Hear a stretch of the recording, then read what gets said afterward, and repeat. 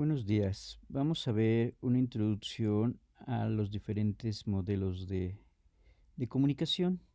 Estos diferentes modelos de comunicación nos van a servir para entender el estudio de la televisión.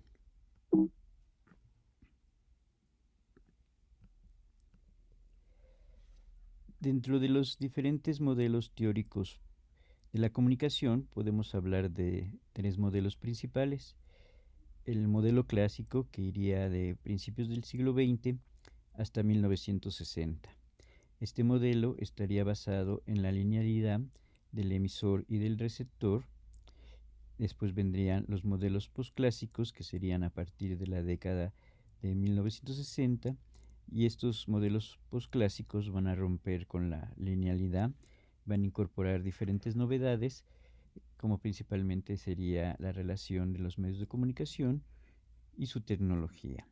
Y por último estarían los modelos culturales, que estarían relacionando a la comunicación con la transmisión de la cultura y con el fenómeno comunicativo. Aquí los medios de comunicación se estudiarían no como solamente algo de entretenimiento, sino se estudiarían principalmente como hechos culturales, como productos de la cultura. Vamos a comenzar viendo los modelos clásicos. Dentro del primer modelo de tipo clásico sería el modelo funcionalista. Este modelo funcionalista nos va a hablar de una relación lineal entre el estímulo y la respuesta. El emisor emitiría un determinado estímulo y el receptor daría una respuesta.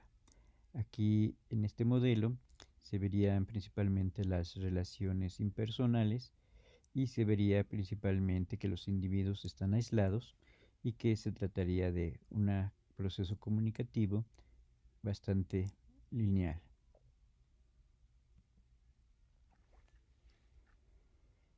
Estos modelos van a evolucionar y se va a hablar de que el destinador codifica el mensaje, mientras que el destinatario va a decodificar ese mensaje. Ese mensaje se va a transmitir a través de un canal que sería alguno de los medios de comunicación, como sería la radio, la televisión o el cine. Estos mensajes que se están transmitiendo, como están funcionando a través de un determinado canal, puede ser que existan fallas de tipo tecnológico o que existan fallas de comunicación entre este emisor y este receptor. A estas fallas se les va a denominar el ruido. Este ruido que se produce dentro de la comunicación va a impedir que ese mensaje no llegue claramente o que ese mensaje no se pueda interpretar correctamente porque está habiendo ese ruido. Si yo tengo el sonido muy bajo de, de mi conferencia por Zoom, eso sería como una clase de ruido, o cuando en épocas pasadas la televisión no captaba bien la señal y se veían puntitos o se veían rayas o de plano desaparecía la imagen dentro de los diferentes televisores. Este proceso lineal que se produce a través del emisor y del receptor, que tiene a su vez una codificación y una decodificación, y que se transmite mediante un canal, y en este canal se pueden producir determinados ruidos que van a afectar esta comunicación entre emisor y receptor. La mayoría de las veces a lo mejor no van a existir estos diferentes ruidos dentro de la comunicación, entonces el receptor va a poder dar una retroalimentación con el emisor que le está enviando ese mensaje. Aquí se podría ver el circuito comunicativo como algo más circular en que el mensaje se transmite, pero existiría esta capacidad de respuesta, esta capacidad de retroalimentación. Después vendría el modelo lingüístico. En el modelo lingüístico existen los mismos elementos que en el modelo anterior, como sería el caso del emisor, el caso del receptor, el caso del canal, el caso del mensaje, y ese mensaje tendría determinada codificación y determinada codificación. pero aquí va a ser muy importante resaltar el aspecto del contexto, que sería ese contexto en el cual se está produciendo ese mensaje, ese contexto en cual va a circular el mensaje y el contexto de recepción por los diferentes públicos. Estos diferentes contextos pueden ser de tipo social, de tipo cultural, también pueden ser diferentes contextos de espacio o diferentes contextos relacionados con el tiempo o con las diferentes relaciones psicológicas que se van a establecer entre el receptor y el emisor. Aquí también sería muy importante que para el caso de la lingüística, estos contextos pueden llegar a determinar la manera en que se leen, la manera en que se reciben y la manera en que se interpretan los diferentes lenguajes. Este modelo va a partir principalmente de la lingüística, va a partir de la pragmática, va a partir de la sociolingüística y tiene que ver principalmente con aquellas situaciones de recepción en las cuales se están recibiendo estos diferentes mensajes. Estas situaciones de recepción son diferentes dependiendo de esos espacios en los que se recibe o dependiendo de condiciones temporales en las que se recibe. Muchas veces en la televisión están recibiendo mensajes grabados que pueden haberse sido producidos una semana anterior, o podemos ver nosotros series que pueden tener ya un año, 5 años o bastante más tiempo. Entonces aquí habría diferentes situaciones relacionadas con el tiempo o relacionadas con el espacio. Cuando nosotros vemos una serie norteamericana o cuando vemos una serie de televisión francesa. Roman Jakobson, uno de los principales lingüistas, va a relacionar cada una de las diferentes elementos de comunicación con una función. Esta función sería determinada intención que van a tener tanto el emisor como el receptor a la hora que está enviando ese mensaje. En el caso del emisor o en el caso del destinatario, se va a referir principalmente a la función emotiva. Esta función emotiva principalmente tendría que ver con cómo quiere agradar, cómo quiere convencer, cómo quiere emocionar a sus diferentes espectadores. Que quiere producir terror, quiere producir risa, quiere producir un determinado suspenso. Y por la parte estaría el receptor o destinatario, en la cual se va a producir una función conativa. Esta función conativa principalmente se puede referir a compre determinado producto, vote por determinado candidato, vea determinado tipo de programa. Entonces está relacionado con alguna orden, alguna indicación que va a recibir por parte del emisor. Después estaría la parte de contacto, que estaría relacionada con la parte fáctica. Esta relación fáctica se va a dar principalmente a través de la mirada, a través del tono de voz, a través de los diferentes elementos no verbales. También la función fáctica estaría estableciendo un contacto entre este emisor y este receptor. ¿En qué manera le hablo a este receptor? ¿Le hablo de manera seria? ¿Le hablo de una manera distante? ¿O por el contrario, le voy a hablar de una manera cercana, de una manera cordial, de una manera amable? Esta sería la función fáctica, la función de contacto. Después estaría la función que tiene que ver con el código, que sería la manera en que está codificado el mensaje, y no solamente la manera en que está siendo codificado el mensaje, y que sería la manera común que tiene el emisor y el receptor para entender ese mensaje, sino también si se está entendiendo el propio mensaje. Cuando yo hago una llamada y pregunto, ¿me oyes? Ahí se estaría produciendo la función metalingüística, o también si yo me dijo a ustedes y les pregunto, ¿me están entendiendo? Ahí también estaría viendo una función metalingüística.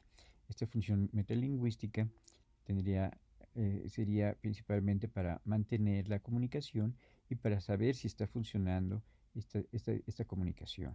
Entonces muchas veces estaría relacionada con estas preguntas que yo hago acerca de si me oyen, si me entienden, si está siendo claro o si no se está entendiendo aquel mensaje. Dentro de la función de el mensaje estaría relacionada con la función de la forma, con la función poética y con la función estética. Aquí principalmente en la parte de la forma sería lo que tiene que ver con las imágenes, lo que tiene que ver con los sonidos, lo que tiene que ver con los colores, lo que tiene que ver con el ritmo de la puesta en escena. Entonces todos los elementos que van a integrar la narración, que van a integrar el mundo del relato, estarían relacionados de una determinada forma, con un determinado estilo, de cómo está siendo ese mundo, de cómo está siendo representado. Entonces la función poética tiene que ver con todos estos elementos formales, tanto del mundo como de los elementos técnicos que van a estar participando para que se produzca ese mensaje. Y la última función sería la función que tiene que ver con el contexto, que sería la función denotativa. Cuando yo veo una playa, voy a tener el conocimiento de cómo es esa playa. Si yo veo una ciudad, o si yo conozco un río, voy a tener una determinada enciclopedia, un determinado conocimiento de cómo son las playas, de cómo son los ríos, de cómo son las ciudades. En esta función denotativa no solamente se estaría refiriendo a lugares, sino también se puede referir a objetos o a personas que yo conozco en el mundo real. Roman Jakobson va a mencionar que el mensaje puede tener una función más marcada hacia lo fáctico, hacia lo emotivo o hacia lo estético. Habría que aclarar que también muchas veces dentro del mensaje se van a funcionar o van a estar entrelazadas diferentes funciones. Puede haber una función muy referencial, una función muy denotativa, o puede haber una función que tienda hacia lo emotivo o que tienda hacia la parte estética. Dentro de este modelo de los intermediarios, también muchas veces a este emisor se le llamaría el líder de opinión. Entonces, aquí se trataría de privilegiar las características psicológicas, las características de poder, de dominio que pueden tener estos líderes. En el caso de antes de los 50 podía ser un político, un religioso, podía ser eh, un militar o podía ser algún líder económico. Y en el caso ya después en el caso que conocemos de este siglo, estaría relacionado con los youtubers, con los influencers, con la gente que está en Facebook y con qué número de seguidores tiene, o con la gente que hace TikToks. Esos también serían unos líderes de opinión que estarían dentro de los diferentes nuevos medios de comunicación. También hay que considerar que en el caso de la emisión y en el caso de la recepción, no solamente podían tener un carácter individual el emisor y el receptor, sino también muchas veces van a tener un carácter social. Entonces aquí tendríamos que contemplar las diferencias individuales tanto del emisor como del receptor. En este modelo social puede ser que este emisor sea un grupo social que se esté refiriendo en el campo de la recepción a diferentes grupos. En este emisor y este receptor se van a establecer diferentes relaciones sociales. Aquí sería el caso de que el emisor no solamente podía ser un periodista, sino podía ser el representante o un grupo de dirigentes que están manejando el periódico, que están manejando la televisora o que están manejando lo que tiene que ver con una productora fílmica. Muchas veces va a haber un consejo editorial en el caso del periódico, o va a haber un consejo consultivo de los directores del canal, y entonces ese emisor no sería un emisor individual, sino sería un emisor más de tipo social, y también este emisor se puede mandar sus mensajes a determinados grupos sociales. Puede ser que su programa de televisión vaya dirigido más hacia los niños, más hacia las mujeres o más hacia las personas de la tercera edad. Aquí estaremos rompiendo con la idea de que estamos hablando de individuos aislados, sino que también podían ser diferentes grupos sociales los que están participando dentro de la comunicación. Después vendría el modelo social. En este modelo social hay que incorporar la idea del otro. Nosotros, unas personas que están emitiendo el mensaje serían los sujetos, y estos hombres tratarían de tener diferentes tipos de relaciones. Pero este emisor o este sujeto siempre estaría refiriendo a los otros, siempre querría llegar a algún otro y siempre estaría relacionado con las condiciones sociales del otro. Este mensaje quiere visualizar a ese otro, quiere visualizar a su público, quiere visualizar su contexto en el cual está recibiendo el mensaje y quiere visualizar las diferencias particulares de ese otro, si es hombre, si es mujer, y sus diferentes características sociales. Todo mensaje está refiriendo a un otro. Un programa de televisión, una película, va a estar dirigida a un otro. Va a estar pensada, va a estar realizada y va a estar producida en función del otro. Se quiere que este otro capte ese mensaje, capte esa idea, lea ese texto. Entonces nos hacen programas, nos hacen mensajes sin pensar en el otro. También en el caso de la vida, el que da sentido a nuestra vida sería el otro, serían los otros. También tenemos que considerar que si nosotros somos los emisores de ese mensaje, hacia nosotros se están manejando otros mensajes y los mensajes que nos están llegando a nosotros están pensados y en este caso nosotros somos ese otro. Con este modelo, que sería más complejo, se estaría rescatando principalmente la complejidad que existe dentro del proceso de la comunicación. Vamos a pasar a ver los diferentes modelos postclásicos. El primero de ellos sería el modelo crítico de la Escuela de Frankfurt. Este modelo de la Escuela de Frankfurt va a estar relacionado con diferentes disciplinas. En la Escuela de Frankfurt principalmente se trataba de ver una visión sociológica, también una visión histórica y hasta en algunos momentos ver las características económicas que podían tener las diferentes industrias. Aquí estaría siendo muchísimo más complejo el modelo de comunicación, porque no solamente sería lineal, sino se estaría tratando de considerar todo el proceso comunicativo como un todo. Aquí van a aparecer diferentes conceptos, como sería el concepto de dominación, el concepto de poder económico, el concepto de industrias, de corporaciones, el concepto de bienes culturales y de bienes simbólicos. También los medios de comunicación, las películas y los programas serían vistos como productos culturales. Tanto los medios de comunicación como sus productos estarían relacionados con la cultura. Serían un hecho cultural. Aquí ellos van a manejar principalmente la idea de la industria cultural. En esta idea de la industria cultural se relacionaría con las relaciones de poder. Las industrias culturales tendrían una tendencia a la concentración de los mensajes. Muchas veces las industrias culturales estarían siendo controladas por determinada élite. Como tendrían un carácter principalmente comercial, estarían manejadas por determinados productores, dirigidas hacia determinados mercados, y se estaría hablando de estas mercancías que se van a enviar a los diferentes mercados. La escuela de Frankfurt hablaría de los medios de comunicación y hablaría de los productos de estos medios de comunicación y que van dirigidos a determinadas audiencias. Aquí lo estaríamos viendo más desde el caso de las industrias, más desde el caso de la comunicación. Y ellos van a considerar a estos medios de comunicación, principalmente a los libros, a las películas, a la televisión y al disco. Muchas veces ellos van a criticar que la industria cultural está produciendo una cultura de masas y está bajando completamente el nivel cultural de las audiencias.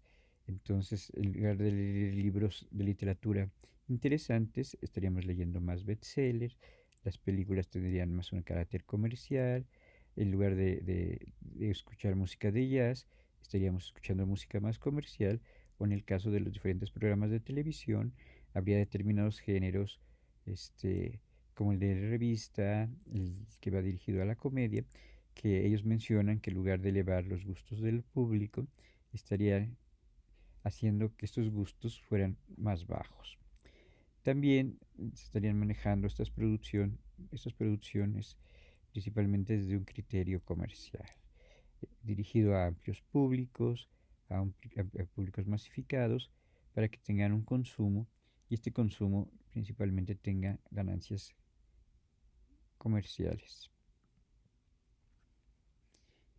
En el caso de las industrias culturales, se manejarían a través de la comunicación colectiva y principalmente tendrían la característica de querer tener un control social. Este control social de los diferentes medios de comunicación principalmente tendría un interés de dominación, un interés de poder, un interés de controlar. Por eso la industria cultural vería que los medios de comunicación principalmente estarían creando una alineación en los hombres y los cuales estarían sometidos a los diferentes medios de comunicación. También estarían haciendo más iguales estos gustos, más comerciales y más masivos. Para ellos, la industria cultural serviría principalmente para un control social. Vamos a ver cuáles serían tres de las características que tendría la industria cultural. El primer característica de la industria cultural sería el que va a querer controlar la producción de los mensajes. Estos mensajes van a estar controlados en pocas manos, en pocos propietarios de los medios de comunicación. La segunda idea es que los grupos de poder son los que van a prevalecer principalmente controlando las diferentes industrias que tienen que ver con los medios de comunicación. Y la tercera idea es que estas relaciones sociales que se van a manejar dentro de los diferentes medios de comunicación parecen naturales, pero no son naturales, sino que son creados a partir de relaciones históricas. Entonces se consumiría y se tendría diferentes interpretaciones, diferentes relaciones sociales, dependiendo de la época y dependiendo de los diferentes países. Entonces hay una evolución histórica en cómo han ido cambiando los medios de comunicación y en cómo han ido cambiando estas diferentes relaciones sociales. Para la Escuela de Frankfurt, el objetivo de los medios va a ser obtener beneficios comerciales principalmente. Vamos a pasar a ver a los estudios culturales, que sería la teoría que nos interesa mucho para poder estudiar de una manera más integral, de una manera más total, lo que tiene que ver con la televisión. La primera premisa sería que, a diferencia del modelo crítico que observa los medios de comunicación como un factor de control social, los estudios culturales van a considerar a los medios le van a dar muchísima importancia a la recepción crítica y activa. Aquí, para los estudios culturales, existe la posibilidad de estos receptores de tener una postura más crítica y de poder resignificar de maneras diferentes lo que tiene que ver con los mensajes. Vamos a hacer una diferenciación entre cuáles son las principales ideas de la teoría crítica y de los estudios culturales. Para la teoría crítica, los medios de comunicación tienen una capacidad ilimitada de manipular ideológicamente a la audiencia. Adorno y Benjamin vivieron en la década de los 30 la subida del poder de Hitler y vieron cómo los medios de comunicación, la prensa, la radio y también el cine fueron muy importantes para poder manipular a la sociedad y a los diferentes grupos que participaban en ella. En cambio, para los estudios culturales, la capacidad de los medios de comunicación no es ilimitada. El receptor tiene una capacidad de criticar, tiene una capacidad de ser activo, tiene una capacidad de resignificar los mensajes y tiene una capacidad de reapropiarse de los diferentes mensajes. Para la teoría crítica, la audiencia es considerada por una masa. Y aquí estaría una diferencia muy importante con la teoría crítica, es que para los estudios culturales las audiencias van a ser particulares, van a pertenecer a diferentes grupos, van a pertenecer a diferentes subculturas y estas van a estar enmarcadas dentro de las diferencias culturales. Entonces en la década de los 70 había diferentes subculturas, como podían ser los punk, como podían ser la gente que escucha rock, y también estaría relacionado con diferentes subculturas de inmigrantes que vienen de, de Latinoamérica, inmigrantes que vienen de Asia, inmigrantes que vienen del mundo árabe. Entonces van a producir diferentes culturas. También estas diferentes subculturas sería en esas diferencias que existen de las personas que trabajan en el campo y de las personas que se integran a la ciudad. Para la teoría crítica se va a enfocar principalmente en el emisor, principalmente en la industria cultural y los dueños de estas industrias culturales.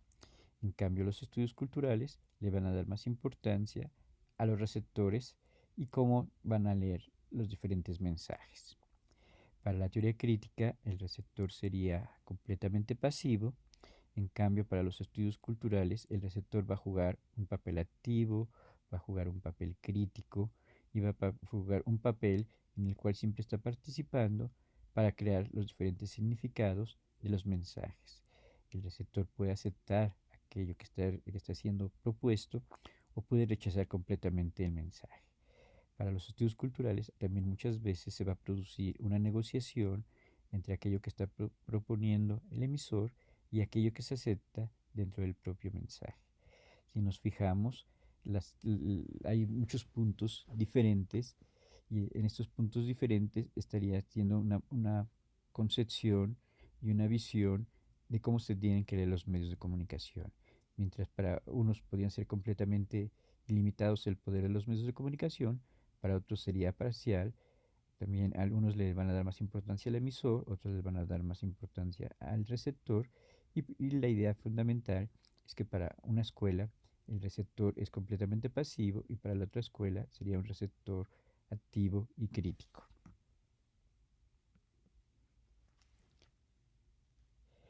Los estudios culturales van a estudiar principalmente lo que tiene que ver con la cultura que se está produciendo en la vida cotidiana. Van a estudiar, le van a dar muchísima importancia a los medios de comunicación.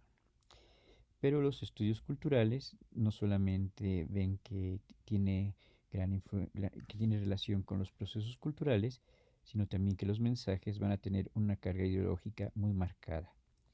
Esta carga ideológica muy marcada estaría siendo dada por las industrias culturales, estaría siendo creada por los emisores, pero el receptor tiene posibilidades de decidir.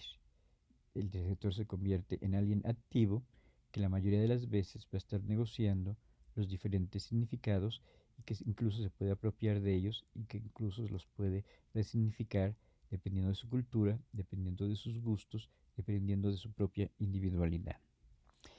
Para los estudios culturales va a ser muy importante el contexto. El contexto puede variar estas lecturas y puede variar la manera en que se leen estos mensajes. Entonces el mensaje no sería igual si se produce o si se lee en Estados Unidos, aquí si se lee en Latinoamérica o que si se lee en un país asiático. También dentro de una misma cultura pueden existir variantes. No sería lo mismo ver un programa de televisión en la Ciudad de México, en Mérida, en Monterrey, se vería de diferentes maneras, dependiendo de los países, dependiendo de las regiones y también dependiendo de las diferencias sociales de los receptores.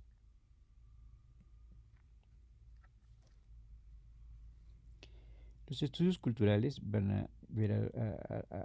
van a ver como una práctica cultural. Entonces, leer un periódico, ver un programa de televisión, comer, vestirse, trabajar, estudiar, ir de vacaciones, hacer deporte, ver los medios de comunicación sería una práctica cultural. Y estas prácticas culturales estarían relacionadas con el poder. Estos estudios culturales, algunos de sus temas, podría ser el de la cultura popular, cómo esta cultura popular está cambiando por los medios de comunicación. Esta cultura popular entra en relación con la cultura de los medios de comunicación, con la cultura de masas y va a hacer que cambie. Muchas veces estaría desapareciendo algunos aspectos de la cultura popular los estarían modificando completamente.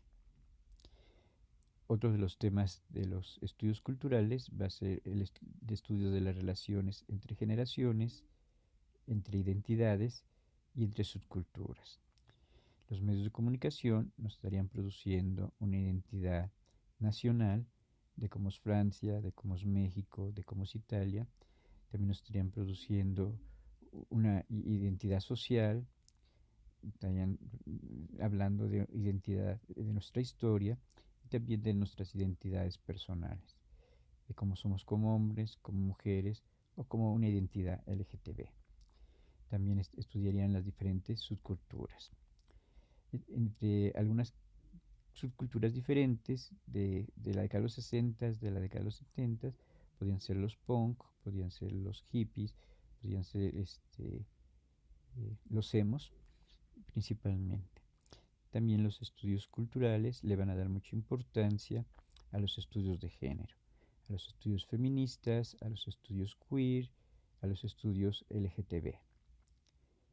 Otro de los temas sería lo que tiene que ver con el otro, con la alteridad, como podría ser el caso del racismo, el caso de la migración y el caso de los diferentes fenómenos interculturales o entre dos culturas que se van a producir.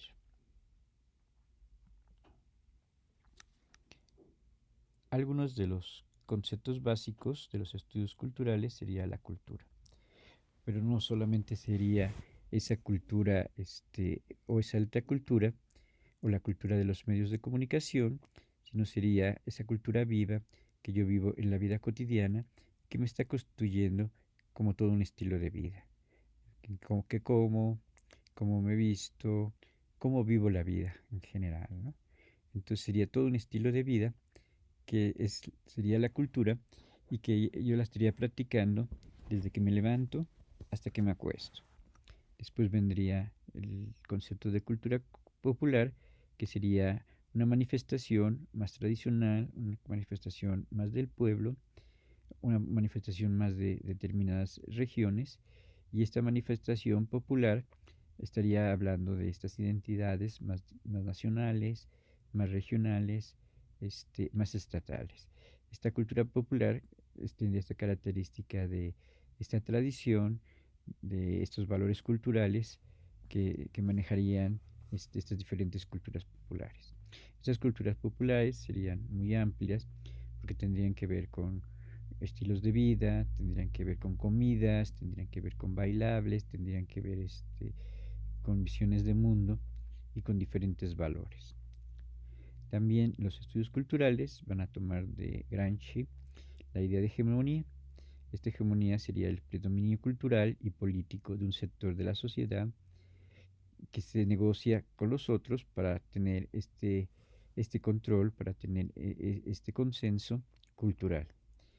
Eh, pero esta hegemonía pues, estaría peleando, estaría en conflicto con las diferentes subculturas.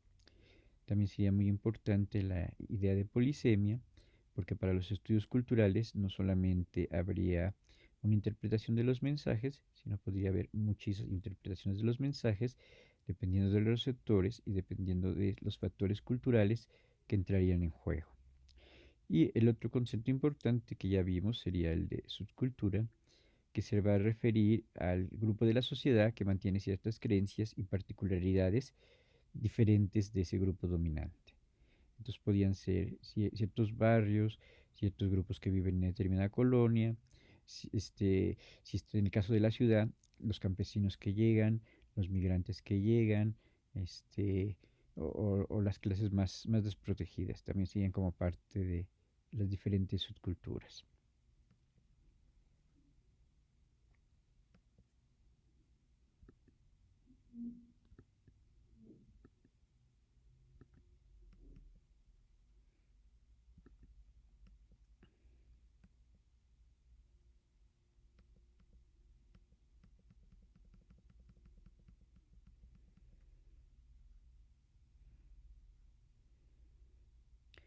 Bueno, eso sería todo. Muchas gracias.